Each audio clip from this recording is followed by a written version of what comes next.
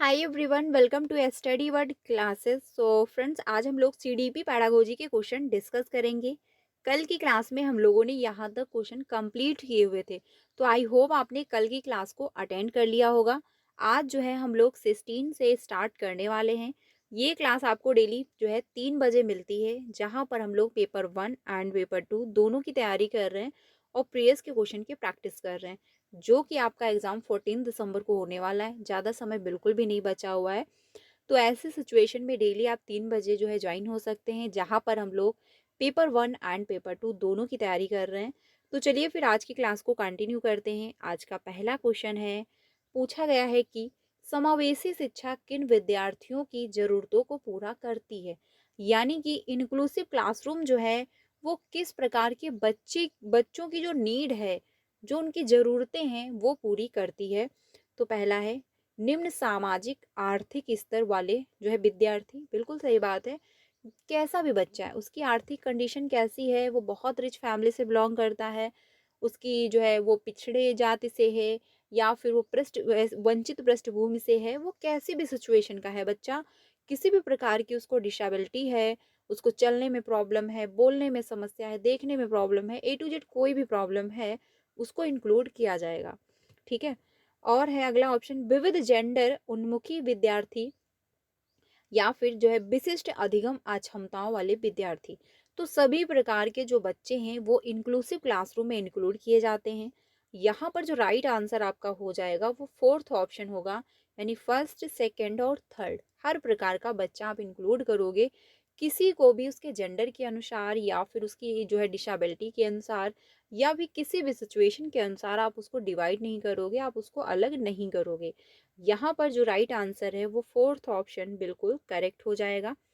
Next question पे चलते हैं। अगला है क्वेश्चन नंबर 17, जिसमें पूछा गया है, निम्नलिखित में से कौन सी जो है विकलांगता सामाजिक संप्रेषण के क्षेत्र के लिए प्रत्यक्ष रूप से जो है चुनौती देती है।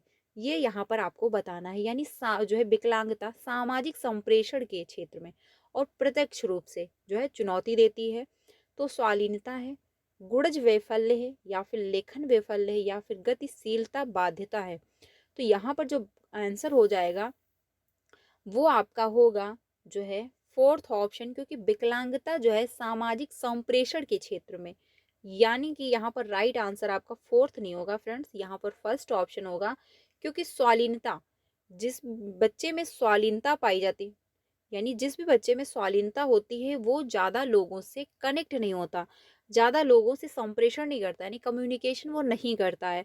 वो अकेला अपने कमरे में रहेगा, अपने से ही मतलब रखेगा, ज़्यादा लोगों से इंटरेक्ट नहीं होगा। और अगर उनके जो है रूम में किसी भी प्रकार का आप चेंजमेंट कर रहे हो, इनफैक्ट यहाँ से इनफैक्ट ये भी, अगर उनके जो रूम में पर्दे वगैरह लगे हैं, कुछ भी मेज वगैरह चेयर आप इधर से उधर कर रहे हो, तो वो डिस्टर्ब हो जाते हैं। ठीक है। वो ज़्यादा लोगों से इंटरेक्ट होना पसंद नहीं करते हैं। यहाँ पर जो राइट आंसर है वो आपका फर्स्ट होगा, क्योंकि संप्रेषण का मतलब होता है कम्युनिकेशन, बातचीत करना, और ये आपका स्वालीनता को जो है चुनौती देता है, क्योंकि ऐसे बच्चे ज़्यादा लोगों से इंटरेक्ट होना पसंद नहीं करते हैं। गतिशीलता हो जाता है आपका, जैसे कि मान के चलिए आपको बॉडी में कोई जो है गति संबंधी विकार है, आपको चलने में दिक्कत है, तो आपका जो है गतिशीलता बाध्यता होता। बट यहाँ पर जो है संप्रेषण यानी बातचीत करने में प्रॉब्लम है, तो यहाँ पर फर्स्ट ऑप्शन आपका सही हो जाएगा। गुणज वैफल्य होता है आपका डिस्कल्कुलिया, यानी आपको गणित संबंधी विकार होता है, काउंटिंग वगैरह में आपको प्रॉब्लम हो रही है। लेखन वैफल्य होता है आपका डिस्ग्राफिया, यानी आपको लिखने संबंधी प्रॉब्लम होती है। ठीक है। बट यहाँ पर जो है सामाजिक संप्रेषण, यानी बच्चा जो है ज़्यादा समाज में रहकर लोगों से इंटरेक्ट होना पसंद नहीं करता है। यहाँ पर राइट आंसर जो होगा वो फर्स्ट ऑप्शन बिल्कुल करेक्ट हो जाएगा। नेक्स्ट क्वेश्चन पे चलते हैं। अगला है, ध्यान अवधान अति क्रियाशीलता विकार से जूझ रहे यानी एडीएचडी विद्यार्थियों की आवश्यकताओं को संबोधित करने के लिए एक अध्यापक को क्या करना चाहिए।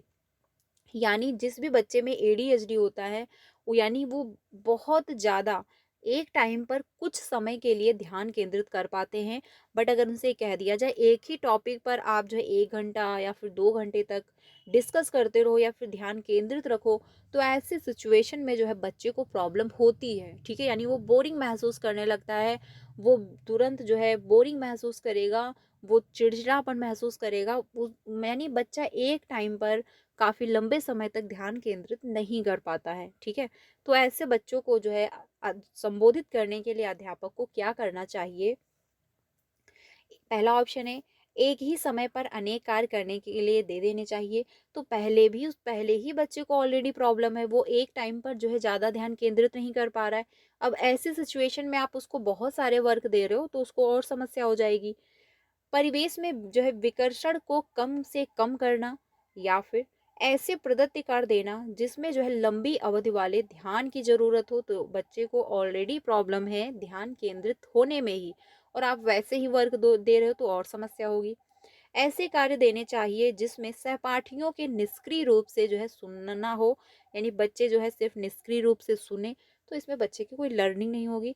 यहाँ पर राइट आंसर होगा सेकंड, यानी परिवेश में जो है विकर्षण को कम से कम रखोगे आप, कि जिससे बच्चा कम से कम जो है परेशान हो, उसको कुछ जो चीजें उसको डिस्टर्ब कर रही हैं आप उनको उस बच्चे से दूर रखोगे।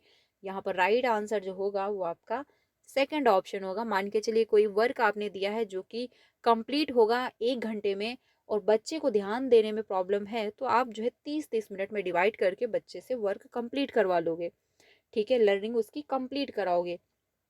तो यहाँ पर जो राइट आंसर होगा वो आपका सेकंड ऑप्शन सही हो जाएगा। नेक्स्ट क्वेश्चन पे चलते हैं। अगला है क्वेश्चन नंबर 19, जिसमें पूछा गया है निम्नलिखित में से कौन सा प्रावधान जो है गति विषयक विकलांगता वाले विद्यार्थी के सफल समावेशन को सुनिश्चित करता है। तो यहाँ पर कौन सा राइट आंसर होगा, यानी कि बात हुई है जो है विषयक विकलांगता वाले विद्यार्थी के सफल समावेशन को सुनिश्चित करता है।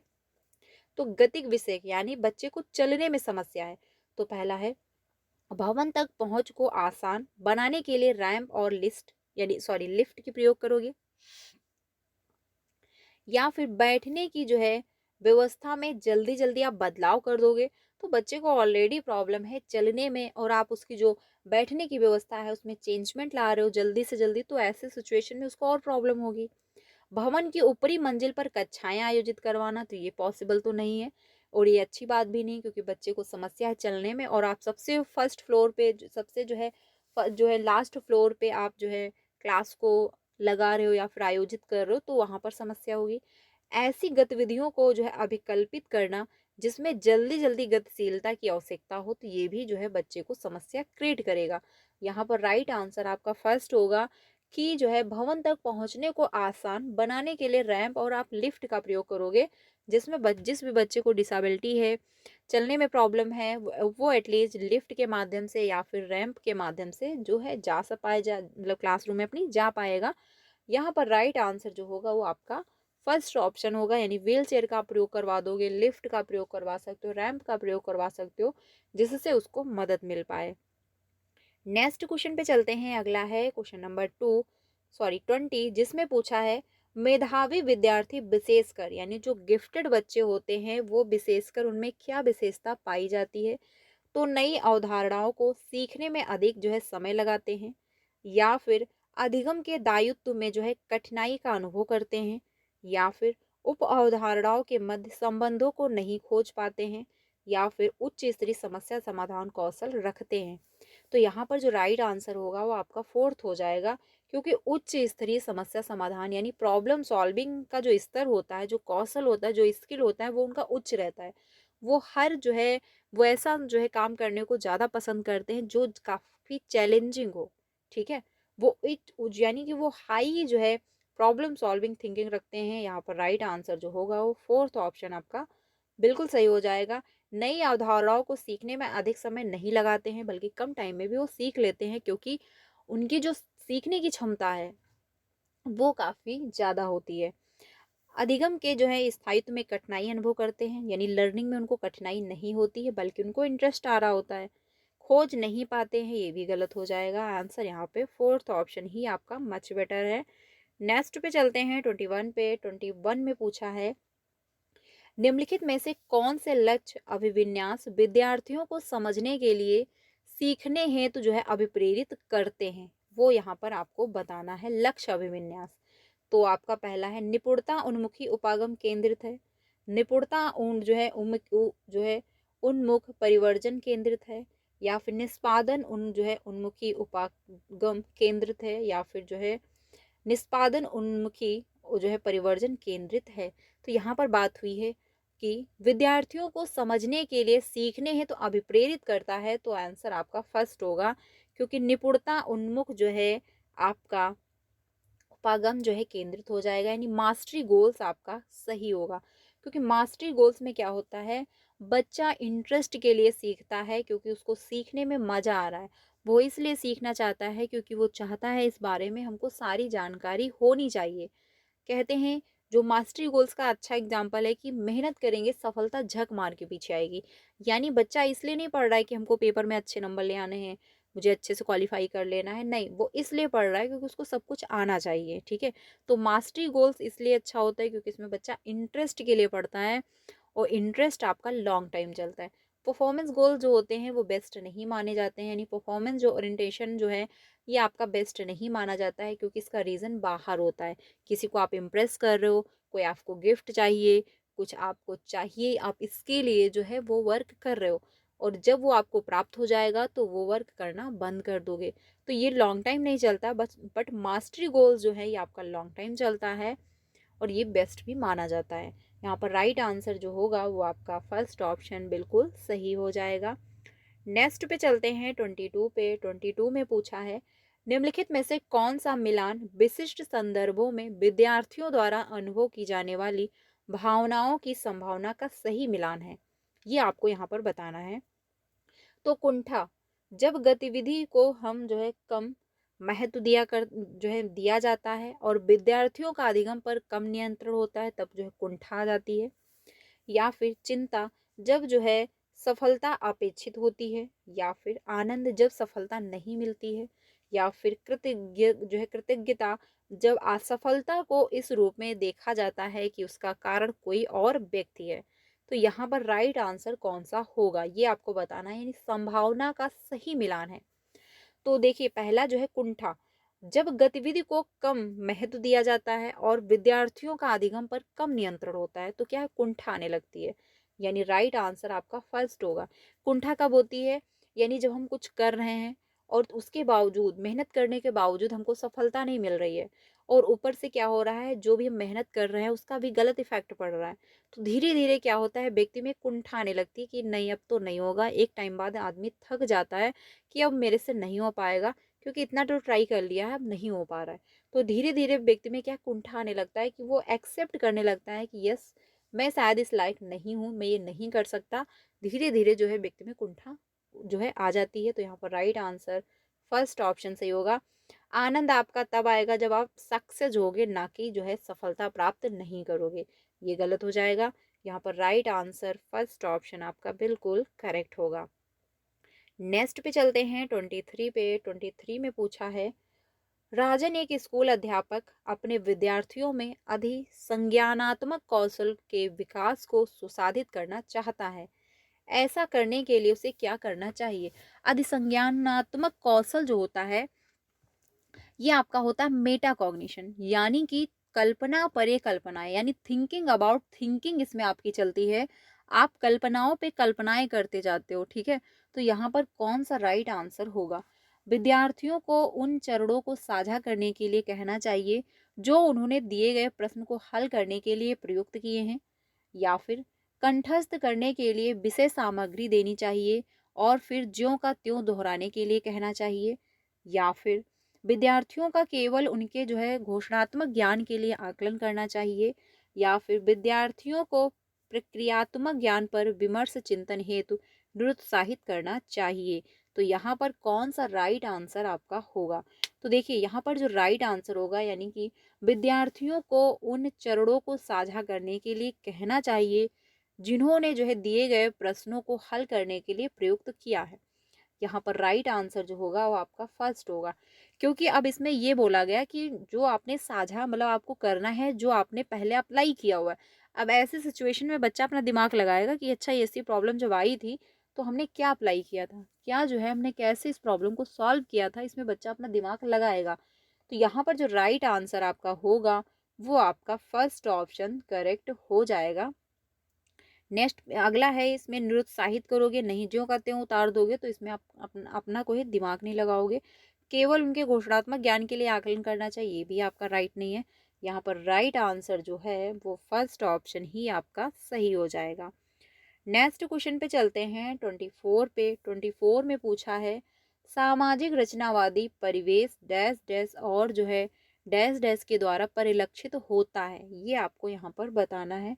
तो बैठने की स्थिति जो है वो जो है व्याख्या, मानकीकृत पाठ्यचर्या, या फिर अध्यापक केंद्रीय शिक्षण जो है शिक्षण शास्त्री प्रविधियां या फिर कंठस्थीकरण पर बल, या फिर विद्यार्थी केंद्रीय शिक्षण शास्त्रीय प्रविधियां ज्ञान सृजन हेतु अनुकूल परिवेश, या फिर सांस्कृतिक रूप से अप्रासंगिक पाठ्यचर्या, या फिर परीक्षा केंद्र शास्त्र जो है शिक्षण शास्त्री प्रविधियां।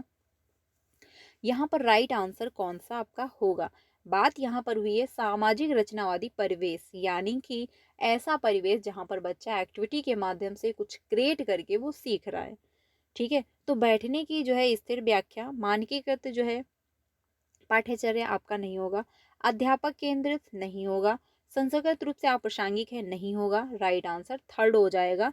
क्योंकि विद्यार्थी केंद्रित शिक्षण शास्त्री प्रविधियां होंगी तभी तो जाके रचनात्मक जो है क्लासरूम बन पाएगी, क्योंकि बच्चा सेंटर में होगा, बच्चा एक्टिविटी कर रहा होगा और एक्टिविटी के माध्यम से लर्निंग होगी, तो वो आपका ऑप्शन बेस्ट हो जाएगा।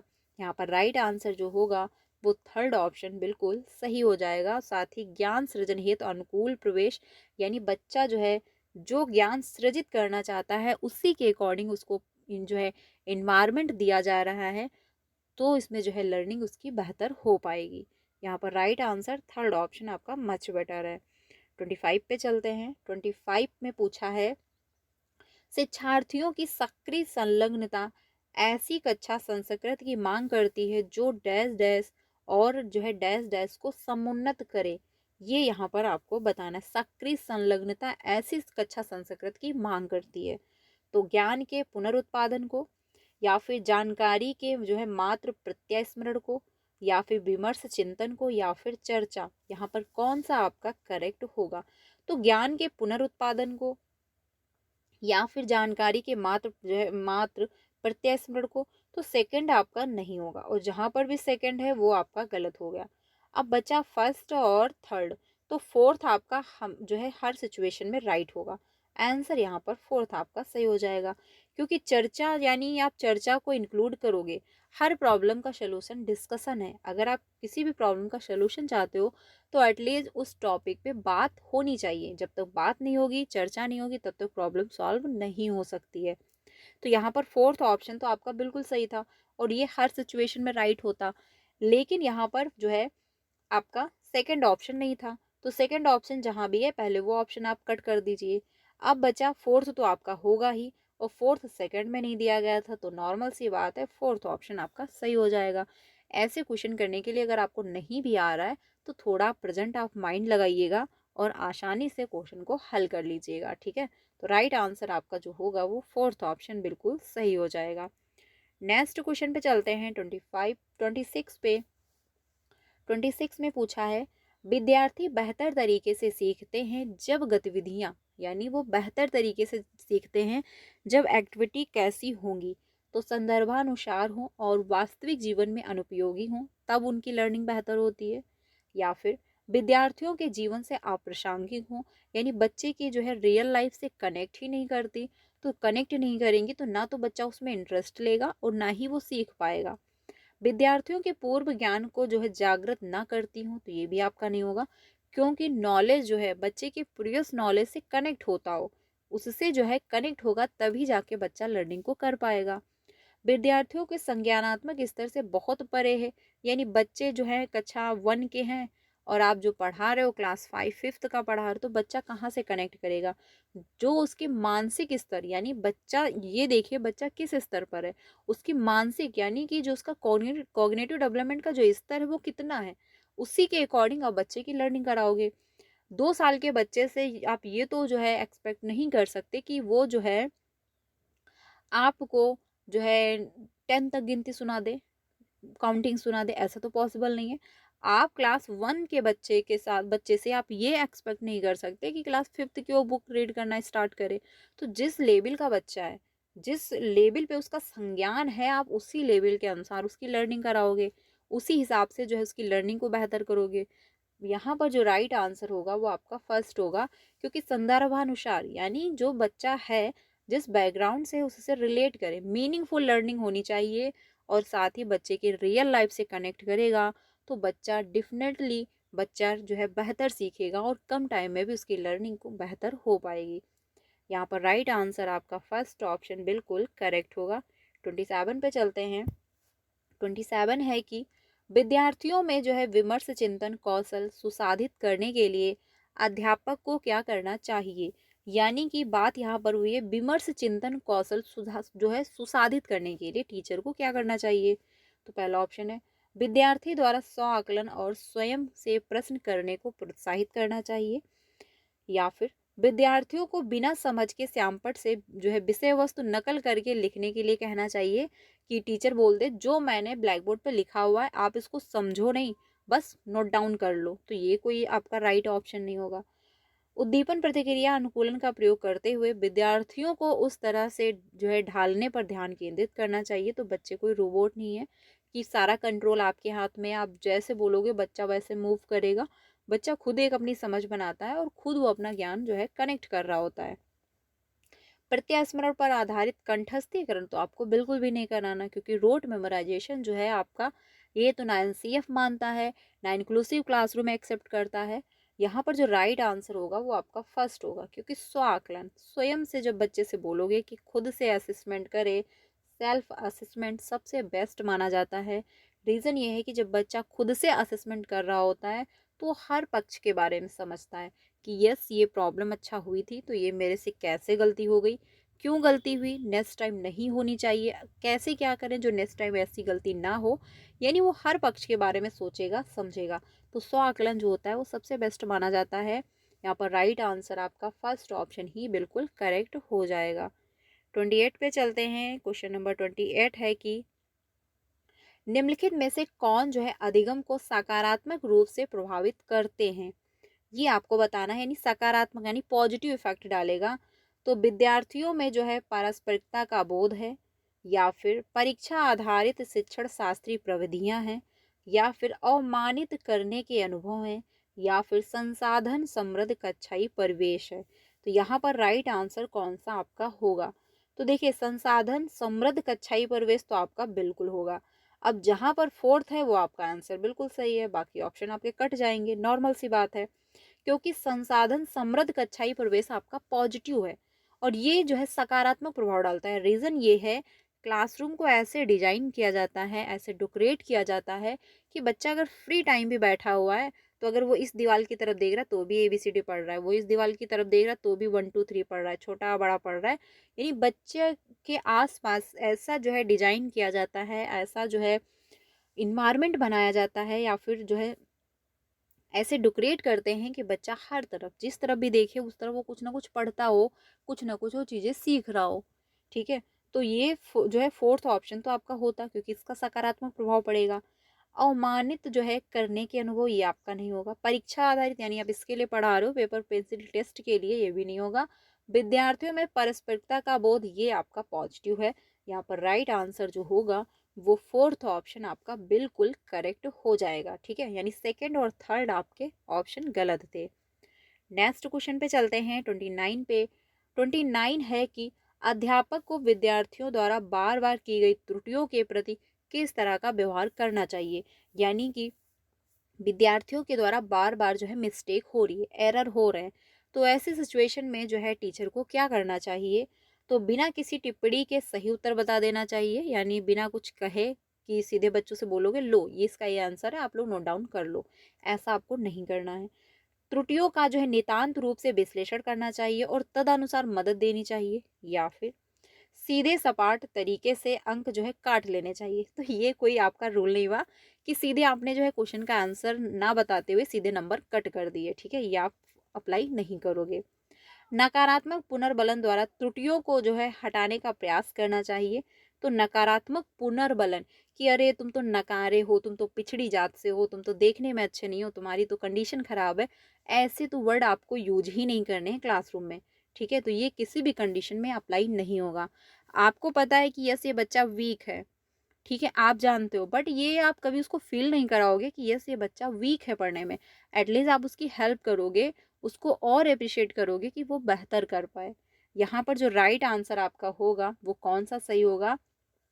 तो जो राइट आंसर होने वाला है वो आपका फर्स्ट होगा, बिना किसी टिप्पणी के, सॉरी ये नहीं होगा आपका बिना किसी टिप्पणी के जो है आप सही उत्तर बता दोगे।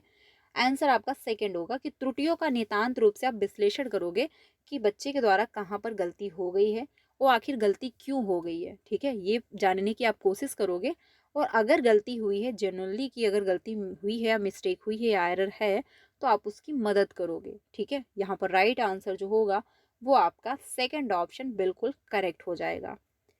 नेक्स्ट क्वेश्चन पे चलते हैं 30 पे। 30 में पूछा है, निम्नलिखित में से किसके द्वारा विद्यार्थी में समस्या समाधान कौशल का संवर्धन किया जाता है? तो कार्यात्मक स्थिरता है, अभिसारी चिंतन है, प्रतिक्रिया समुच्चय है, खोजबीन का प्रयोग है। तो राइट आंसर आपका फोर्थ हो जाएगा, क्योंकि खोजबीन आप अन्वेषण कर रहे हो, आप चर्चाएं कर रहे हो, डिस्कशन कर रहे हो, जो है प्रॉब्लम को सॉल्व करने की कोशिश कर रहे हो, तो यहाँ पर राइट आंसर आपका फोर्थ होगा।